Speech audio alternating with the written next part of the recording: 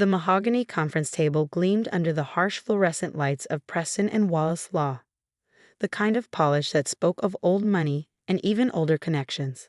I sat quietly at the far end, my laptop open and my evidence carefully organized, waiting for my moment. After 7 years at the firm, I knew timing was everything. "Let's wrap this up quickly," Richard Preston announced, his silver hair catching the light as he stood at the head of the table. "We have the Blackridge Industries merger to prepare for, and I won't have any distractions." I watched my colleagues, 14 of the firm's top attorneys, shuffle their papers and straighten their designer suits.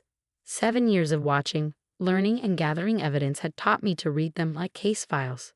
Sarah Mitchell, blonde and razor-sharp, already eyeing the junior partner position. Marcus Chen, brilliant but ruthless, who'd stolen 3 of my cases last year.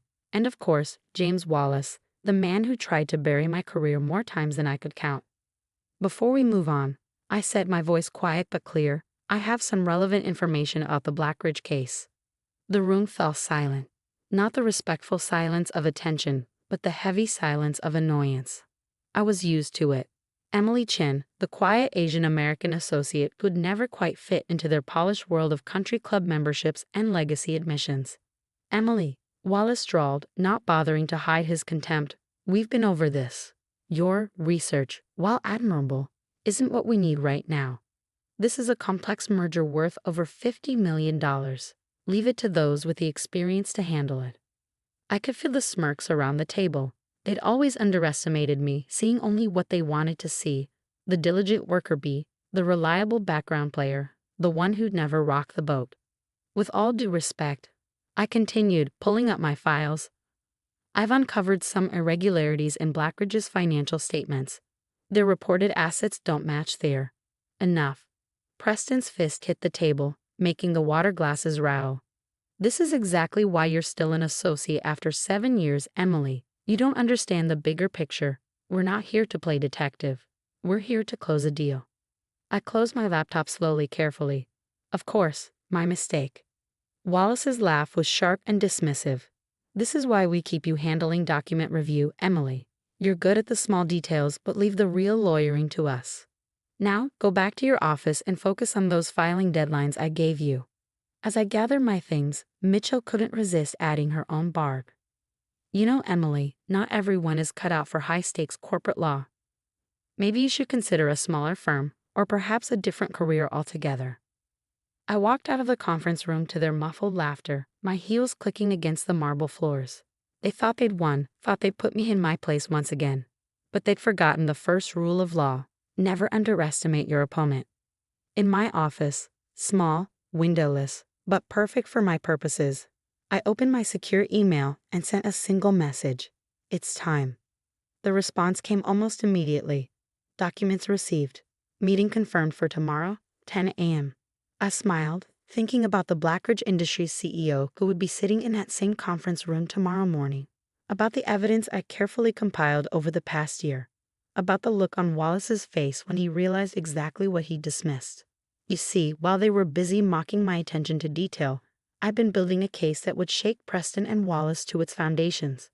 Tomorrow they'd learn why the quiet ones are often the most dangerous. But let me start from the beginning. The real beginning, 7 years ago, when I first walked into Preston and Wallace Law with dreams of making partner. I remember my first day vividly, fresh out of Yale Law, top of my class, with recommendations that should have opened any door in the legal world. Preston and Wallace was the crown jewel of corporate law firms in Boston, known for handling the biggest mergers and acquisitions on the East Coast. Getting hired there was supposed to be my golden ticket. "You'll start in document review," Wallace had told me, not even looking up from his phone during my orientation. Standard procedure for new associates. That was fine. Expected, even. What wasn't expected was staying there for 2 years while my peers moved up to case management and client meetings. What wasn't expected was watching my research and analysis appear in other attorneys' presentations without credit. What wasn't expected was the systematic dismantling of every opportunity I tried to create for myself. I still remember the first time I caught one of my memos being presented as someone else's work. It was Marcus Chen, no relation thankfully, presenting my analysis of a complex securities regulation to the partners. "Brilliant work, Marcus," Preston had said, clapping him on the shoulder. "This is exactly the kind of innovative thinking we need." I sat in the back of the room, silent, watching Marcus bask in praise for my work. That night, I started keeping records. Every memo, every email, every piece of research I produced. Date stamped, backed up, and carefully documented. But the real turning point came 3 years ago, when I stumbled across something in the Blackridge Industries files. A discrepancy so small most people would have missed it. A pattern of transactions that didn't quite add up. Most lawyers would have passed it up the chain, eager for recognition. But I'd learned my lesson by then. Instead, I dug deeper. Nights, weekends, holidays, I built my case in secret, using the very skills they mocked me for. My attention to detail, my persistence, my ability to see patterns in mountains of data. "You need to get a life, Emily," Sarah Mitchell had said one Saturday, finding me in the office. "All this extra work won't make them respect you more." She was right about one thing. It wasn't about earning their respect anymore. It was about justice, served cold and precisely. The evidence I uncovered went far beyond mere financial irregularities. It revealed a pattern of deliberate fraud, orchestrated by some of the highest-ranking executives at Blackridge Industries. More importantly, it implicated several partners at Preston and Wallace who had helped cover it up. I took my findings to Wallace once, early on. He'd laughed it off. "This is why you'll never make partner, Emily," he'd said, sliding my carefully prepared report into his shredder without even reading it. "You don't understand how the game is played. Some stones are better left unturned." So I learned to play their game, but by my own rules. I built connections outside the firm, carefully, quietly. A network of whistleblowers, financial investigators, and most importantly, a senior prosecutor at the Securities and Exchange Commission who understood the value of patience. For the past year, I've been feeding information to the SEC, building an airtight case while the partners at Preston and Wallace grew more confident in their scheme. They thought their position was secure, their power absolute. They never wondered why I stayed, despite their constant belittlement. Never questioned why I remained so diligent in handling their worthless documents. Yesterday's dismissal of my evidence was the final piece I needed, proof that the partners had been explicitly warned of the fraud and chosen to ignore it. The recording from the conference room would make an excellent addition to the SEC's files. Now, sitting in my office after the meeting, I reviewed my preparations one last time. Tomorrow, the CEO of Blackridge Industries would arrive for what he thought was a routine merger discussion. Instead, he'd be walking into a carefully choreographed revelation of his company's crimes, with SEC investigators waiting in the wings. I opened my desk drawer and pulled out a small photo. My father, standing proudly in his judge's robes. "The law is not about power," he used to tell me. "It's about justice." Tomorrow, Preston, Wallace, and everyone else who tried to bury me would learn the difference. I checked my watch, 6:00 p.m. Time to head home and prepare for tomorrow's performance. As I walked through the firm's luxurious lobby, I caught my reflection in the marble walls. Still the same quiet, unassuming Emily Chan they'd all underestimated. But tomorrow, they'd see me differently. Tomorrow, they'd learn that sometimes the most dangerous weapon in a lawyer's arsenal isn't aggression or connections. It's patience. And I had been very, very patient. The next morning, I arrived at Preston and Wallace at precisely 7:00 a.m., 3 hours before the Blackridge meeting. The early morning silence of the office felt different today, charged with possibility rather than resignation. I'd chosen my outfit carefully, a charcoal gray Armani suit I'd been saving for this moment. Not my usual modest workwear, but something that spoke their language. In this world, appearance was armor, and today I needed every advantage. "You're here early," the night security guard, Mike, commented as I badged in. "Big day," I replied, smiling. Mike had been one of my few allies over the years, always noticing my late nights and weekend work. He didn't know it, but his detailed security logs of my office hours would help establish the timeline of my investigation. In my office, I began my final preparations. First, I checked my secure email, confirmation from SEC investigator Karen Martinez. Teams in position by 9:30. Evidence secured. Green light for Operation Sunrise. I smiled at the code name she'd chosen. Sunrise. The end of darkness, the beginning of exposure. How fitting. Next, I reviewed my presentation one last time. Not the sanitized version I'd shown yesterday, but the full documentation of Blackridge's fraud and Preston and Wallace's complicity. 7 years of evidence meticulously organized into a devastating narrative of corporate corruption.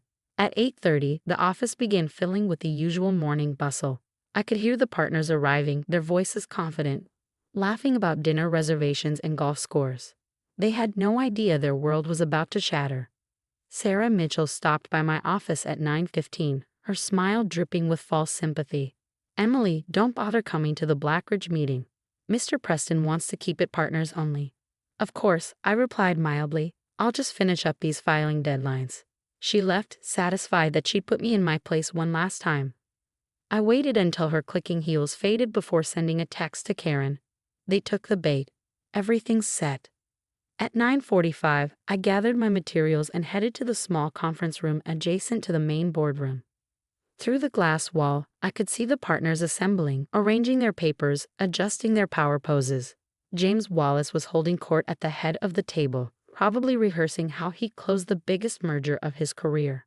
At 9:55, my phone buzzed. A text from the lobby security desk. "Blackridge CEO and SEC teams have arrived. Showtime." I watched through the glass as Charles Blackridge II entered the boardroom, flanked by his CFO and legal team. Right behind them came Karen Martinez and 4 other SEC investigators, their badges gleaming. "What's the meaning of this?" Preston demanded, half rising from his chair. "Please, everyone remain seated," Karen announced, her voice carrying the full authority of the federal government. "We're here to discuss some concerning findings regarding the proposed merger." "This is outrageous," Wallace sputtered. "Who authorized?" "I did," I said, walking into the room. The silence that followed was absolute. I could see the confusion on their faces. What was the quiet associate doing here? Why was she standing shoulder to shoulder with SEC investigators? "Emily," Preston started, his tone a mixture of confusion and warning. "This is a private meeting. You need to." "Actually," Karen cut in, "Ms. Chen is central to this investigation. She's been working with us for the past year, documenting extensive securities fraud at Blackridge Industries and this firm's role in concealing it." The color drained from Wallace's face as I connected my laptop to the room's display system. "Perhaps we should start with the offshore accounts," I suggested calmly, pulling up the first set of documents. "The ones Mr. Wallace helped structure in 2019. What followed was 2 hours of methodical destruction. I presented evidence of falsified financial statements, illegal stock manipulations, and systematic fraud, all documented through years of careful observation and investigation. With each revelation, I watched the mighty partners of Preston and Wallace crumble. These transactions, I explained, highlighting a particularly damning series of documents, were flagged in our internal review last year. When I brought them to Mr. Wallace's attention, he ordered them buried. Fortunately, I kept excellent records. I played the recording from yesterday's meeting, their dismissal of my evidence now damning proof of their willful ignorance. Charles Blackridge II, who had started the meeting looking imperious and bored, now sat ashen-faced as his empire unraveled. His CFO had already started whispering with his lawyers, no doubt planning his plea deal. "This is a mistake." Wallace tried one last time, his voice shaking. "Emily is just a junior associate who graduated top of her class from Yale Law," Karen interrupted, "who spent 7 years building an airtight case while you were too busy underestimating her to notice. Ms. Chen has provided us with the most comprehensive corporate fraud investigation I've seen in 20 years at the SEC." I kept my face neutral, but inside, I savored every word.